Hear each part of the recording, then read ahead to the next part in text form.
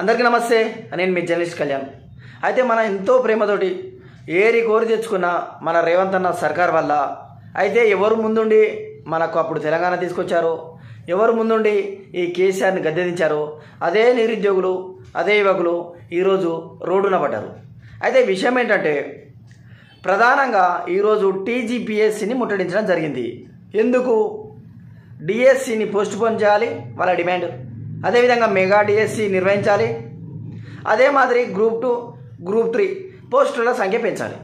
ఎందుకంటే గతంలో ప్రతిపక్ష నేతగా ఉన్న రేవంత్ రెడ్డి నేను అధికారంలో రాగానే ఈ దొర మాదిరి, ఈ కేసీఆర్ మాదిరి నేను చేయను, ఉద్యోగ సంఖ్య పెంచుతా, కాబట్టి నిరుద్యోగులు అంటే అసలు నిరుద్యోగులకు కేసీఆర్ పైన కోపం ఏంటో తెలుసా? కేవలం ఉద్యోగాలు సకాలంలో నోటిఫికేషన్ విడుదల చేయకపోవడం. ఇదే తప్పు. ఆయన 10 సంవత్సరాలకు బోరు కొడితే కనీసం ఈయన సంవత్సరం తిరగక ముందుకే బోరు కొట్టే అవకాశం ఉంది. ఈరోజు ధర్నాలు స్టార్ట్ అయినాయి. కొత్త ప్రభుత్వం వచ్చి 6 నెలలు అవుతుంది. సమ్మెలు, ధర్నాలు, రాస్తారోకోలు, ఏకంగా టీజీపీఎస్సీ కార్యాలయాన్ని ముట్టడి కూడా. ఒక్క మంత్రి అయినా, ముఖ్యమంత్రి అంటే రాలేదు, ఆయన బిజీ ఉండొచ్చు, ఒక్క మంత్రి అయినా కనీసం దానిపైన స్పందించకపోగా వారి బలగం పోలీసుల చేత, అంటే ఏ ప్రభుత్వం వస్తే ఆ ప్రభుత్వానికి బలగం ఏదైనా ఉందంటే పోలీస్ డిపార్ట్మెంటు.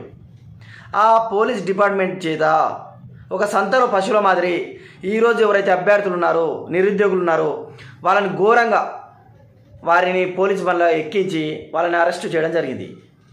అయితే ఇదే విషయం పైన గతంలో తీన్మార్ మల్లన్న, పార్టీలకు అతీతంగా ఒక జెన్యూన్ జర్నలిస్ట్గా ఉన్న తీన్మార్ మల్లన్న టీఎస్పీఎస్సీ చైర్మన్ని లైవ్లో చెప్పు చూపించుడు. అరే బాబు, నువ్వు వేసిన జాబులు ఎంత, నువ్వు ఆడుతున్న నాటకం ఏందని. మరి అదే తీన్మార్ మల్లన్నను ఆయన మాట వినే కదా చాలామంది అట్లీస్ట్ ఒక 10% ఓటు షేర్ అయిందంటే అది తీన్మార్ మల్లన్న హ్యాండ్ కూడా ఉంది కాంగ్రెస్కు రావడం వల్ల. మరి అదే తీన్మార్ మల్లన్న ఇంతమంది నిరుద్యోగులు, ఇంతమంది యువకులు నడి రోడ్డు మీద ధర్నా చేస్తుంటే మరి ఆయన కళ్ళు కనబడట్లేదా? ఇప్పుడు ఒక కీలక పోస్టులో కూడా ఉన్నాడు. ఆయనకు హక్కు కూడా ఉంది, అడిగే హక్కు కూడా ఉంది. ఎమ్మెల్సీగా కూడా పట్టభద్రులు. ఈరోజు రోడ్డున పడ్డ ఎవరైతే నిరుద్యోగులు ఉన్నారో అందులో నీకు ఓటు వేసిన వాళ్ళు కూడా ఉన్నారు. మరి నీకు వాళ్ళ గోస కనిపిస్తలేదా?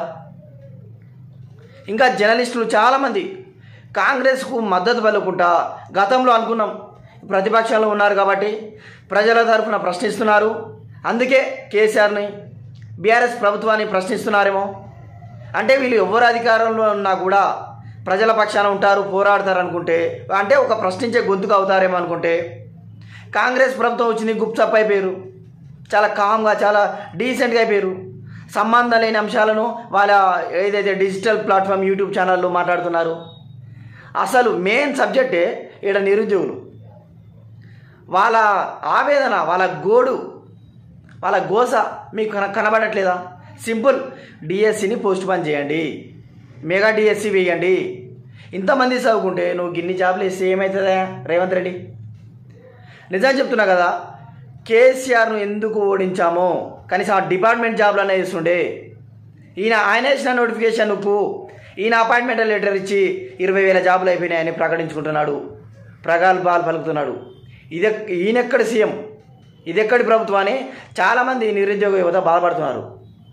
నిజంగా ఇప్పటికిప్పుడు ఎలక్షన్స్ జరిగితే మొన్న ఒక సభలో కేసీఆర్ చెప్పిండు బీఆర్ఎస్కు 105 సీట్లు వస్తాయని.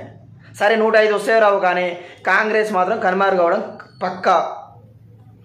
అసలు అప్పుడు తెలంగాణ, ఇప్పుడు కాంగ్రెస్ ప్రభుత్వం రావడానికి ప్రధాన కారణం నిరుద్యోగులే.